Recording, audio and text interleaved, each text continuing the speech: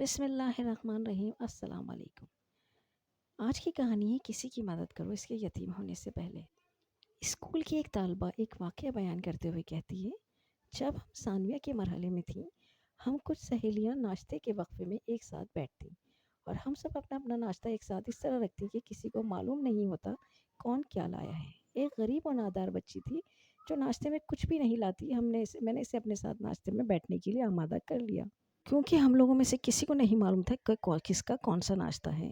اس طرح مدرسے کے ایام گزرتے رہے، یہاں تک کہ ثانویہ سے ہماری فراغت کا وقت قریب آ گیا۔ اس دوران اس طالبہ کے والد کا انتقال، والد کے فوت ہوتے ہی اس کے حالات بھی بدل گئے، یعنی اب وہ پہلے سے بہتر زندگی گزارنے لگی، اپنے لباس پہ بھی توجہ دی، ناشتہ بھی ساتھ لینے لگی، یعنی اب جینے لگی بہتر طور پہ۔ یہ سب دیکھ کر میں نے سمجھا شاید باپ کی میراث سے اسے کچھ مال و زر حاصل ہوا ہوگا۔ ایک مرتبہ میں اس کے ساتھ بیٹھی اور اس سے دریافت کرنے لگی، کیا بات ہے، اس تبدیلی کا کیا آخر راز ہے؟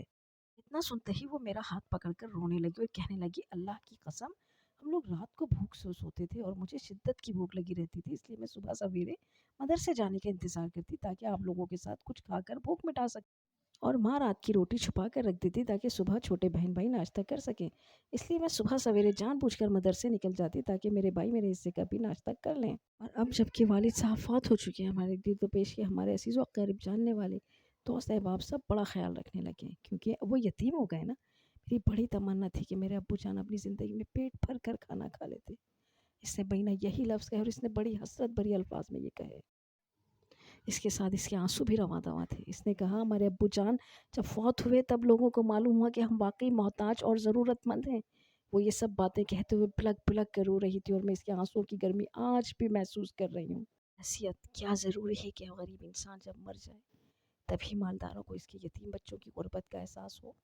لوگوں کو کیا ہو گیا ہے آج؟ کہاں ہے ان کے صدقے، کہاں ہے ان کی زکوٰۃ، اور کہاں ہے صلہ رحمی، کہاں ہے پریشان حال کی امداد، اور کہاں گئی شفقت اور ہم؟ پیارے رسول اللہ صلی اللہ علیہ وسلم فرماتے ہیں، دو فرشتے نازل ہوتے ہیں، ان میں سے ایک کہتے ہیں اللہ کی راہ میں خرچ کرنے والوں کو نم البدل عطا فرمائے، دوسرا کہتے ہیں اللہ خرچ نہ کرنے والوں کے مال کو تباہ کر دے۔ صحیح بخاری حدیث نمبر۔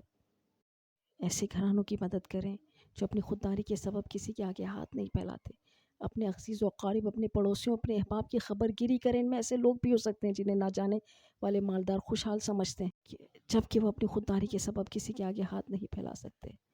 ان کی زندگی ایسے کرب و الام سے گزر رہی ہوتی ہے کہ جس کی ہمیں خبر نہیں ہوتی اور اللہ تک ان کی آہ چاہتی ہے۔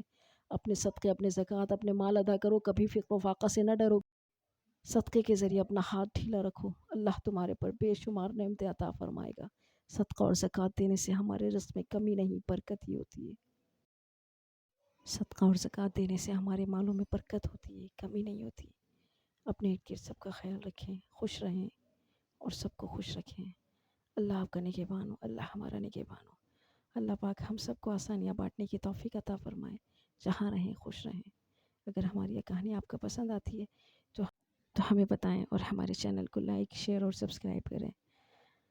اگر آپ کوئی موضوع آپ کے پاس ہے جو کہ معاشرے کی سچائی کا ثبوت ہے تو ہمیں ضرور بھیجیے، ہم اس کی بھی کہانی بنا کر آپ کے لیے پیش کریں گے۔ اللہ حافظ، اپنا خیال رکھیں، شکریہ۔